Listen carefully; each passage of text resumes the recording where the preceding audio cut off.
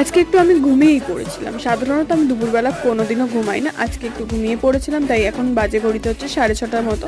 তো আমি ঘুম থেকে উঠে একটু ফ্রেশ হয়ে নিলাম। এখন হচ্ছে স্কিন কেয়ার করতে বসেছি। এই ক্রিমটা মাখার পরেই আমার স্কিনে হচ্ছে অ্যালার্জি টাইপসের বেরিয়ে গেছে, কারণ নতুন কিছুই আমার স্কিনে শ্যুট খায় না। এত সুন্দর ভদ্র আমার স্কিন।